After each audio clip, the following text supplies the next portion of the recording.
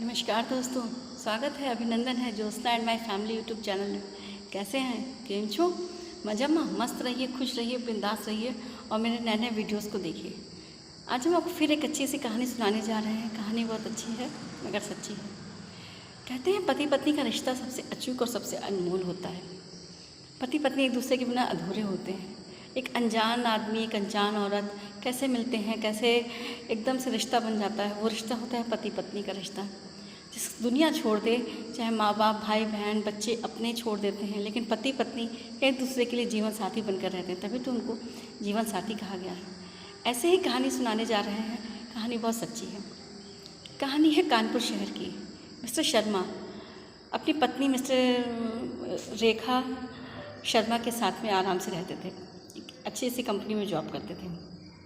2 बेटे हुए तो बहुत खुशी हुई कि हाँ बेटे हुए। खैर बेटे भी पढ़े लिखे, कहते हैं ना बच्चे अच्छे निकल जाएं बहुत खुशी होती है।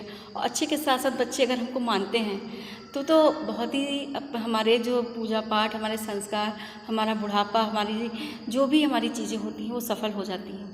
अगर बच्चे हमको अच्छे निकल गए और बच्चे हमको नहीं मानते तो तकलीफ़ तो खैर होती है। बड़ा बेटा जॉब में आ गया, बहुत अच्छी सी मल्टीनेशनल कंपनी में जॉब लग गई उसकी। बच्चा कनाडा में शिफ्ट हो गया। दूसरे बेटे की जॉब लग गई। दूसरा बेटा इसमें अमेरिका चला गया, वहाँ भी शिफ्ट हो गया। अब इतनी दूर से आना जाना संभव नहीं था। 6 महीने, साल भर ऐसे गुजरते गुजरते रोज़ फ़ोन माँ करती, रोज़ मिस्टर शर्मा फ़ोन करते, हाल चाल ले लेते। जानते थे क्योंकि पढ़े लिखे समझदार थे कि बच्चों का आना इतनी जल्दी संभव नहीं है। खैर साल 2 साल में बच्चे आते भी थे, अपने मम्मी पापा से मिलते भी थे, बात करते थे, रहते थे, चले जाते थे। सिलसिला यूं ही बीतता चला गया। कई साल बीत गए। आखिरकार धीरे धीरे बच्चों ने भी आना कम कर दिया। अब बच्चों के ऊपर भी जिम्मेदारियां थी, उनके भी बच्चे थे, उनको भी पढ़ाना लिखाना, कभी छुट्टी नहीं, कभी कुछ नहीं, करते करते ऐसे ही समय बीतता चला गया। इधर ये भी मिस्टर शर्मा भी रिटायर हो गए अपनी कंपनी से। अब मियाँ भी घर में रहने लगे। अब तो काफ़ी ध्यान अपनी पत्नी पे रखते थे, पत्नी इनके ऊपर रखती थी। सारा टाइम अपने पति पत्नी एक दूसरे से बात करना, एक दूसरे की समस्याओं को सुनना, एक दूसरे का सहयोग करना, एक दूसरे की हर काम में अपना हाथ बटाना, बस यही एक दिनचर्या बन गई। दोनों बाहर टहलने जाते थे, दोनों बाहर साथ ही साथ रहते थे। खैर कहते हैं 40-45 की उम्र तो आराम से गुजर जाती है। जब तकलीफ़ होती है, जब बुढ़ापा हमारे शरीर में प्रवेश करता है तब तकलीफ़ ज़्यादा होती है।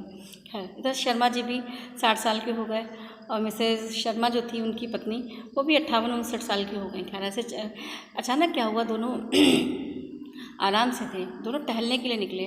पता नहीं पत्नी क्या हुआ, कैसे पैर फिसल गया और पत्नी गिर गई तो उनके थोड़ा सा सर में चोट लग गई।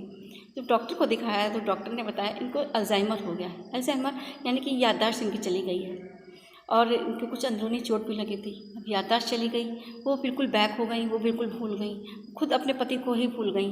इससे शर्मा को बहुत बड़ा शौक लगा। जाहिर सी बात है, जब पति पत्नी एक दूसरे के बिल्कुल पूरक हो जाते हैं इस उम्र में, तो अगर उसमें एक भी छत विछत होता है तो बहुत तकलीफ़ होती है।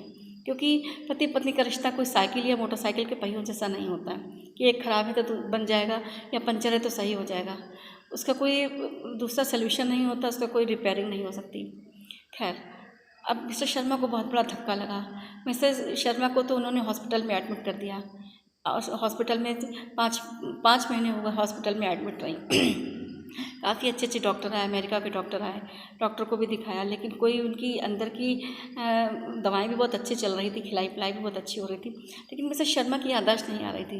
लेकिन मिस्टर शर्मा ने हार नहीं मानी। मिस्टर शर्मा रोज़ नहा धो के जाते, अपनी बीवी के लिए लंच बना के ले जाते, खाना बना के ले जाते, अपनी पत्नी को खिलाते, अपनी पत्नी के साथ टाइम देते, फिर चले आते, फिर घर में खाना बनाते, फिर दोपहर में अपनी पत्नी को टाइम से खाना खिलाते, सब ध्यान रखते। और हर एक दिन उनका आस में बीतता गया कि अच्छा ठीक है, आज नहीं सही हुई तो कल हमारी पत्नी सही हो जाएगी, कल हमारी पत्नी सही हो जाएगी। हर एक नया दिन वो एक नया नई ऊर्जा के साथ में, नई एनर्जी के साथ में वो अस्पताल जाते, अपनी पत्नी का बहुत अच्छे से प्यार करते, उनको खाना खिलाते, उनका बहुत ध्यान रखते। फिर रात में अपने पास घर चले आते क्योंकि हॉस्पिटल अच्छा था तो वहाँ की सारी जो नर्सें थी, अटेंडेंट थी, वही सब उनका काफ़ी ध्यान रखते थे रात में। तो मिस्टर शर्मा अपने घर चले आते। फिर दूसरे दिन तैयार होते एक एनर्जी के साथ में, एक उम्मीद के साथ में, एक आस के साथ में कि भगवान मेरी पत्नी को ठीक कर देना। ऐसे करते करते एक दिन शर्मा जी अचानक से गिर पड़े। उनके पैर में चोट आ गई। पत्नी तो पड़ी थी, अब वो भी बेचारे पड़ गए। उनके पैर में चोट आ गई तो डॉक्टर को दिखाने गए। सुबह सुबह डॉक्टर को जब देखा तो डॉक्टर साहब से कहा, डॉक्टर साहब जल्दी से मेरा पैर ठीक कीजिए, मुझे अभी जाना है, 9 बजे का टाइम है। तो डॉक्टर साहब ने ऐसे हंस के कह दिया, अरे शर्मा जी, इतने बुढ़ापे में किससे मिलने जा रहे हैं? तो बोले, अरे अपनी पत्नी से मिलने जा रहा हूँ। तो कहा, पत्नी तो आपके पास होगी क्या? नहीं नहीं नहीं, वो तो आज 6-7 महीने हो गए हैं, वो हॉस्पिटल में एडमिट है। क्या हो गया? डॉक्टर साहब बोले, अरे उनको अल्जाइमर हो गया, यानी कि उनकी याददाश्त चली गई है, वो मुझको पहचानती नहीं है।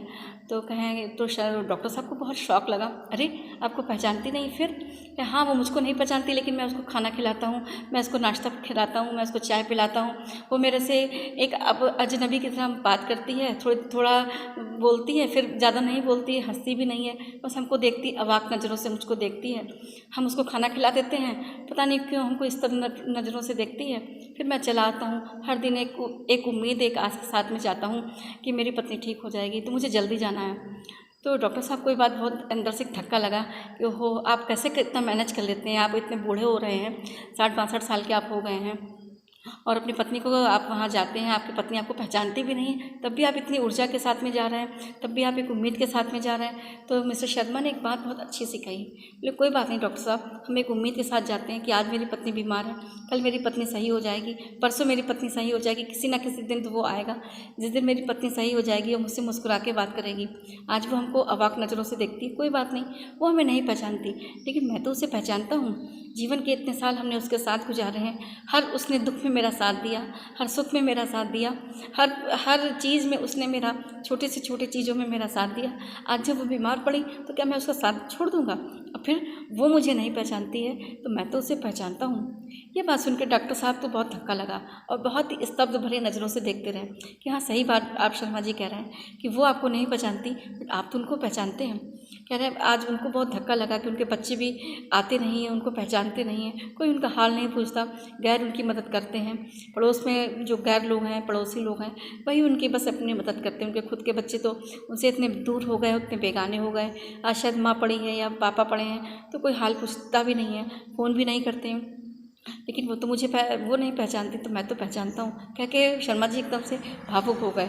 ये बात सुनकर तो डॉक्टर साहब भी भावुक हो गए कि बात आपने शर्मा जी बहुत अच्छी और बहुत ही एक गहन बात कही, आपने एक मन को छू लेने वाली बात कही है कि पत्नी नहीं पहचानती, कोई बात नहीं, आज उसको बीमारी है, कल वो ठीक हो जाएगी, तब तो आपको पहचानेगी। फिर जीवन के हर मोड़ पे पति पत्नी एक दूसरे का साथ देते हैं। अगर पत्नी बीमार होती है तो पति साथ देता है, और पति बीमार होता है तो पत्नी साथ देती है। ये तो जीवन का पल होता है, इसको पति पत्नी एक दूसरे के साथ जी लेते हैं। जब तक कहते हैं ना, जब तक सांस है तब तक आस है।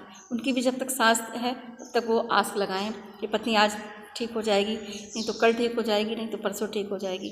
तो बस आस है, आस है तो सांस है तो आस है, आस है तो विश्वास है।